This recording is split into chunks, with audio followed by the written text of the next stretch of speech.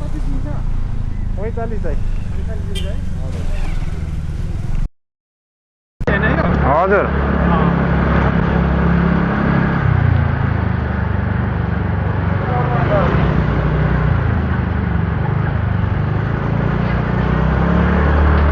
बाटो अब सिधै यता पिचै पिच पऱ्यो भने चाहिँ 50 दिन्छ।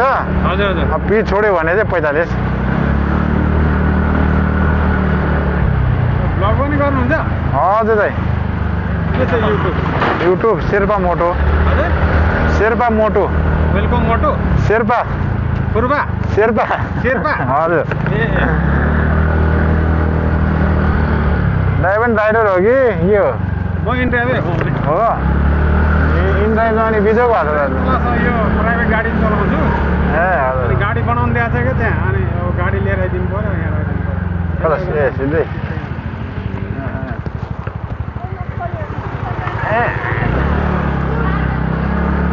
गाडी छोडेर आउनु।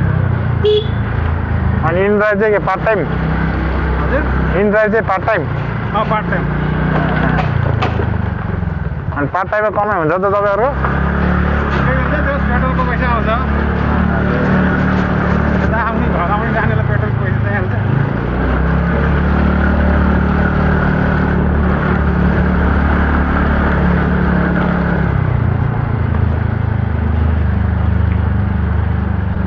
अनि याङ्गोहरू चाहिँ गर्नुहुन्न? याङ्गोहरू याङ्गो 2-3 दिन गरेको होला। पैसा पनि छोरी आउने, बोनसको लागि पनि धक्काको भइगयो।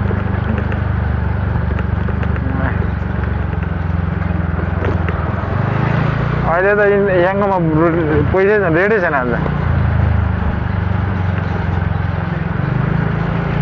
यो त नगरेको बनाएको आइदियो रोड।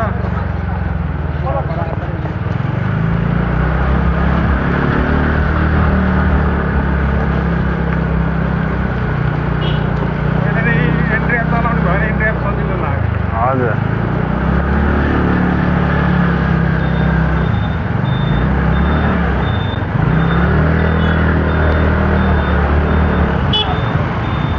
इन्ड्राइभ त सजिलो त सजिलो छ, तर पैसा चाहिँ अलिकति कम छ क्या।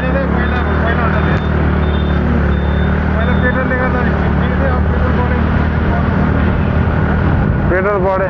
खालि भाउमा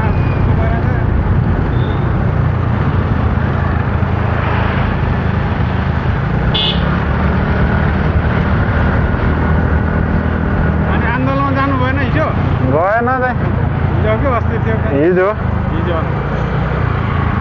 आन्दोलन गरेर के भन्छ? अस्ति नै आन्दोलन मजाले गरेको थियो, योभन्दा ठुलो गरेको थियो अस्ति। केही भएन।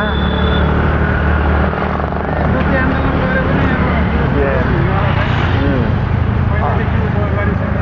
हजुर। त्यही त अब कि त अलिकति तोडफोडै गर्नु पऱ्यो कि त त्यो भयो भने। सबै मिलेर एकैचोटि बन्द गरिदिनुपर्छ। अलिकति तोडफोड गऱ्यो भने चाहिँ सरकारले पनि हेर्छ सुन्छ, नभए त त्यो अब 10-12 जनाले आन्दोलन गरेर के हुने हो?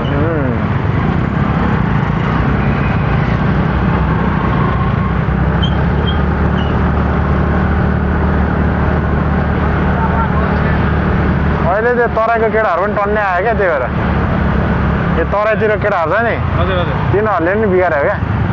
तिनीहरूले त झ्याप झ्याप उठाउँदो रहेछ तिनीहरूले। अनि दिनमा 35 राइड हान्दो रहेछ अनि याङ्गोमा। अनि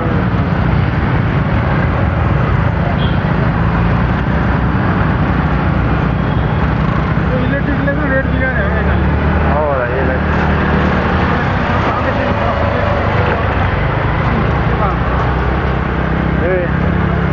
यो इलेक्ट्रिकवालाहरूलाई चाहिँ अब पछि जब यिनीहरूको 2-3 वर्षपछि स्कुटर बिग्रिन थाल्छ, त्यसपछि अनि त्यसपछि थाहा हुन्छ क्या यिनीहरूलाई।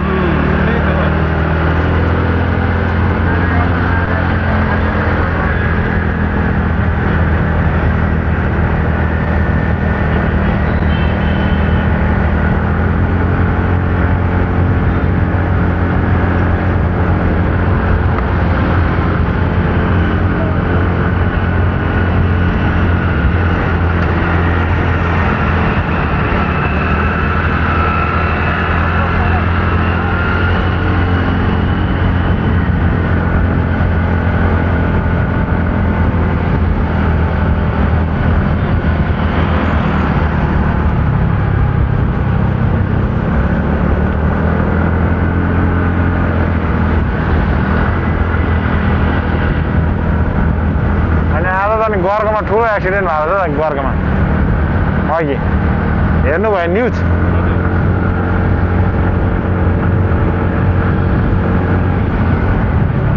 रातो बलिया